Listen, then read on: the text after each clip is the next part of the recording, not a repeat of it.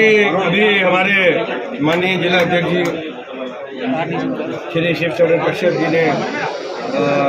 निवेदन किया और मैंने भी निवेदन किया कि लोकतंत्र पे एक के बाद एक हमला हो रहा है और लोकतंत्र की जान जो है स्वतंत्र और निष्पक्ष चुनाव उसके ऊपर एक गंभीर हमला दिखाई पड़ रहा है। जब भाजपा ने देखा कि उनकी मीटिंगें बड़े नेताओं ने, मोदी जी ने, अमित शाह जी ने देखा कि उनकी मीटिंगें एक के बाद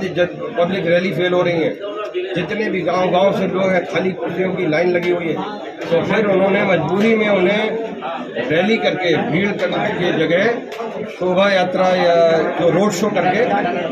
करना पड़ा। जब उन्होंने मतदान की बात जो स्थिति उन्हें मिली सूचना से, जो हमें ऐसा बताया गया, हमें ऐसी जानकारी मिली है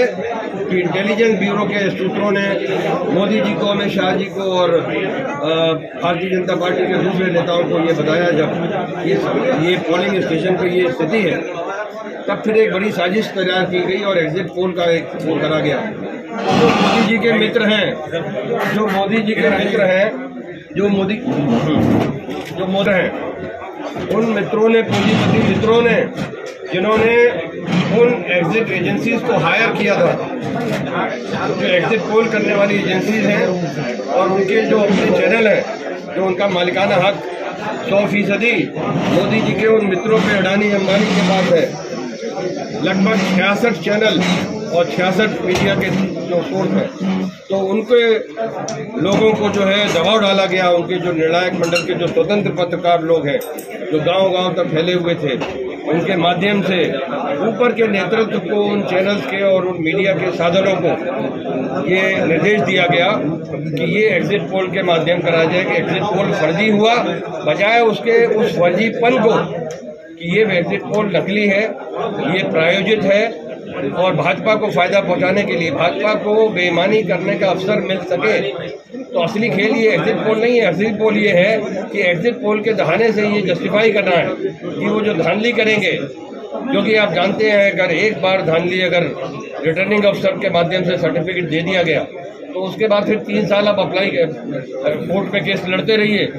3-4 साल तक जो है केस नहीं होते। तो हम तो माननीय सुप्रीम कोर्ट से भी अनुरोध करेंगे कि इस सारी चुनावी प्रक्रिया पे ना सिर्फ इसका संज्ञान ले, सो मोटो इसका कॉग्निजेंस ले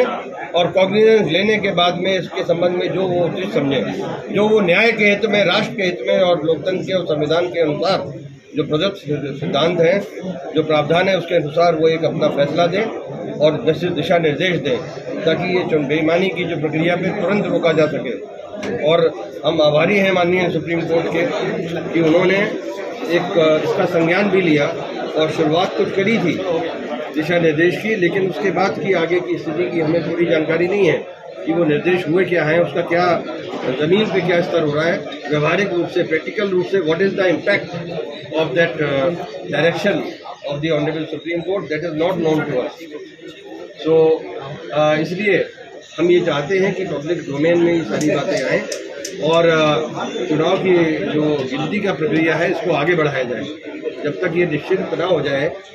और ये जांच के बाद की कोई इस तरह की गड़बड़ी नहीं है, तब चुनाव की प्रक्रिया करवाई जाए, तुरंत रोका जाए, ये हमारी मांग है। और जैसा कि आप सब जानते हैं, आजकल सूचना का तंत्र इतना तेज है कि ये छोटे से हम लोगों के जिले के कार्यकर्ताओं की बात जो भी जो है उन पर तक ये पहुंचेगी, मोदी जी की नॉलेज में आएगा। उसके बाद भी हम देखते हैं कि जो मोदी जी कहते हैं 56 इंच का फीता, तो अगर उनका 56 इंच का छोड़िए, अगर 52 का भी है, तो वो इस चुनाव को दोबारा करा लें, उसकी गिनती को स्वतंत्र निष्पक्ष कर दे, ऑनलाइन कर दे। हमारी समझ में नहीं आ रहा है कि जनता से छुपाना क्या, चुनाव की सारी गिनती की प्रक्रिया को ऑनलाइन करना चाहिए, इंस्टेंट करना चाहिए। गिनती को ऑनलाइन एक गिनती का पोर्टल पे और डालना चाहिए। इनका एक सॉफ्टवेयर है जो जिसका पोर्टल है, उस पोर्टल पे फौरन पोस्ट होना चाहिए। इसमें देरी किस बात की? चुनाव आयोग इस बात को, जो वोट गिने जा चुके हैं, रिटर्निंग अफसर को पूरी पावर है संविधान के अंतर्गत और चुनाव आयोग के निर्देशों के अंतर्गत। रिटर्निंग अफसर जो कि जिलाधिकारी होता है, उसको पूरी पावर है कि वो जो चुनाव का नतीजे आए, जो गिनती पहले चरण दूसरे चरण की हो, वो गिनती होते जाए। ये पहले चरण के बाद दूसरी चीज के लिए चुनाव आयोग की हरी झंडी की क्या जरूरत है? तो हरी झंडी दिखाने का मतलब ये है कि कहीं भी होगा,